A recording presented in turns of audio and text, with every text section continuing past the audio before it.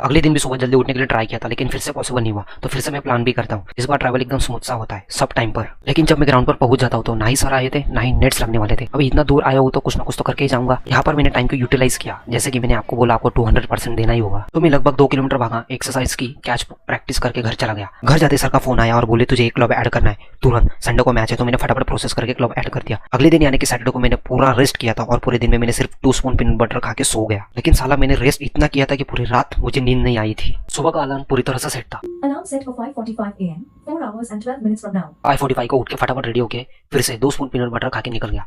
कल रात को 2 स्पून और सुबह के 2 स्पून, इन 4 स्पून के ऊपर ही मुझे मैच खेलनी है। मैच का रिपोर्टिंग टाइम 8:45 का है और मैच है विरार में। विरार ग्राउंड तक जाने के लिए मुझे लगेंगे 2 घंटे। ट्रेन शेड्यूल भी फिक्स था, 6:39 को रवाली to Thane, then Dadar, then Virar. ऐसे मुझे 3 ट्रेन चेंज करनी है। रात को मैं सो नहीं पाया था, इसलिए ट्रेन में जितना हो सके सोने के लिए ट्राई कर रहा था। जब मैं ठाणे पहुंचा तो मुझे एक्सप्रेस मिली।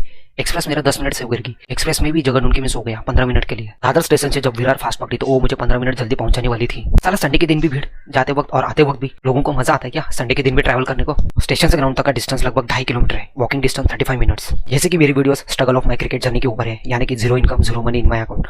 वैसे नहीं, ये तो क्या क्या स्ट्रगल्स करने पड़ते हैं ये मैं आपको दिखाने की कोशिश करूंगा। तो मैं स्टेशन से वॉक करके ग्राउंड जाने का डिसीजन लेता हूँ। ग्राउंड तक जाते जाते मेरी एनर्जी लगभग 90% कम हो जाती है। वो भी बहुत तेजी से लगी थी, लेकिन मैं कुछ भी खाना अफोर्ड नहीं कर सकता था। अभी से मेरी हालत है तो 45 ओवर मैच में मेरी हालत क्या होगी, और यहाँ पर ही मेरा फिटनेस काम आएगा। तो ये रहा ग्राउंड, अच्छा ग्राउंड है, पैवेलियन भी अच्छा है। खैर मैं वॉक करके इतना थक गया था कि आते ही ड्रेसिंग रूम में थोड़ा रेस्ट किया। यदि आप ऑफिशियल एमसीए मैचेस खेलते हो तो स्कोरर आपकी टीम प्लेयर चेक करेंगे कि आप रजिस्टर हो या नहीं। तो चलो मैं आपको पिच दिखा देता हूँ। ग्राउंड भी अच्छा है और विकेट भी एकदम बैटिंग फ्रेंडली। स्टार्टिंग में जब तक बॉल न्यू है तब तक बैटर्स को फ्रंट पे खेलना बहुत जरूरी है, वरना सीधा बॉल स्कीट होके या तो एलबीडब्ल्यू नहीं तो सीधा बोल्ड। ओपोनेंट ने टॉस जीत के वही लिया जो मैं प्रेडिक्ट किया था, लेकिन टीम को ये भी मालूम नहीं था स्टार्टिंग में खेलना कैसा होता है। सब बैक फुट पे खेले और 66 रन पे ऑल आउट। चेस करते वक्त मैं ओपन गया था, पूरे लय में था। उनके ओपनिंग स्पेल वालों के दिमाग के साथ खिलवाड़ किया, ऐसा खिलवाड़ किया कि उनके कैप्टन को मजबूरन स्पिनर्स लाने पड़े। हालांकि 67 रन में मैं नॉट आउट जाना चाहिए था, लेकिन उन्होंने पेसर की लास्ट ओवर में पूरा ऑफ साइड पैक करके रखा था। मैंने 3 बॉल बॉलर को डराया, उसके चलते उसने अगले 3 बॉल वाइड डाले। आखिरी 3 बॉल जोर से कट मारने के लिए मैं जा रहा था ताकि बॉल इतने तेजी से जाए कि सिर्फ और सिर्फ